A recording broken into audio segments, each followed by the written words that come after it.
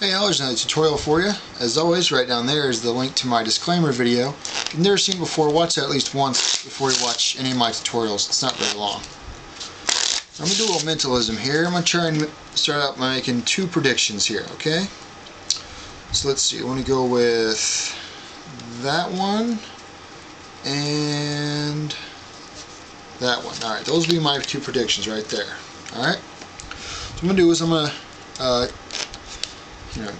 give one more quick little shuffle cut here. Alright, let's start dealing down cards here, just until I feel like it's a good place to stop, right about there. Put my first prediction to mark the spot. Alright, and now we'll go again, doing a little more, and stop. Okay, second prediction in. So I made two predictions, and then I marked two spots in the deck with those predictions. See how well I did here. Take the two prediction cards and the facing ones. See, I've got both of those matched perfectly. Now this is very simple, pretty much self-working almost, really.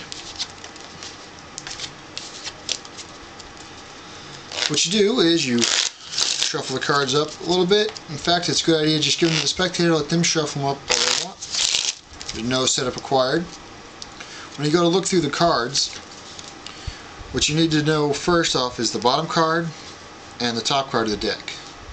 So as you go to fan through, just kind of pull that first one out a little bit so you can see it, and then of course you're going to see the one on the bottom. So what we have is a blackjack and a red 10. And just start fanning through there, and you're looking for the other blackjack and red 10. Of course, you don't let the people see them. But you just, as you find them, you pull them out like so. And when you leave these on the table, whichever card is on the bottom needs to be on the top over here when you're done. So if you drop them out like that, just kind of casually move them over to reverse their order or something, just so you have this card on the top. And obviously make sure you don't let people see this, otherwise they might, put that together. Turn that back down. At this point, now if you want to, you could give it a little shuffle. Just when you do that, again, make sure you don't flash that out so they see it. Just make sure that this side goes down first and this side goes down last, so that the bottom and top cards remain the same. And the little cut I did, if you just do it like this, you see it goes, it doesn't change anything. But if you just put them down quickly and casually, pick them right back up, people don't realize that you didn't do anything there. Just don't do it more than once though. Alright, then you hand the deck to the spectator and tell them to start dealing and to stop whenever they feel like. Just make sure they don't go all the way through the deck. If it looks like they're going to go like 48 cards deep or something, then maybe try to say any day now when they get to about 10 or 15 cards or something. Just so they don't get, you don't want them to get like way deep into the deck. About halfway is what you want to hope for. And when they're done, tell them to stop and put your first prediction right there. Put these on top. Now of course the bottom card of the deck is that card, and those go together. Then have them start dealing again. And this is part of the reason you don't want them to get too deep, because you want to make sure they don't get to this card again when they start dealing the second time. Most people aren't going to do more than about 10 cards though, so it's not a big deal. Now when you start dealing one time like this, you're reversing the order of the deck.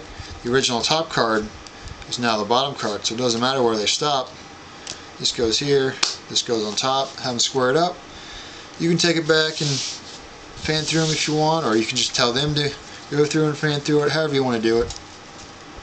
Pull out the face-up card and the card that faces it, and they'll be amazed that both cards match your prediction cards. Now there's one other use you can use for this basic technique. I showed you one trick where you force a card on someone in my card coin. If you watch that one, if you haven't seen it, you'll see what I'm talking about.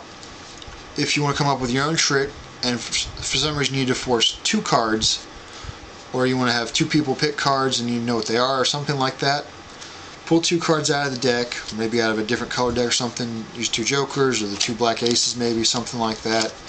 Doesn't really matter. Whatever you want to come up with. You know, say in this case we'll use the 2 kings and hand the cards to someone and tell them to start dealing. And then you'll mark this place they stopped. Have someone else deal some cards. You know, mark the place they stopped. And you'll force whatever the top and bottom card were onto those people, so you can control their selections. I didn't look at them, so I don't know what they are, but somehow you need to know what those cards were for whatever trick you might want to use it for. So there's a general purpose use for that same technique if you like, and I call that one 2 pair.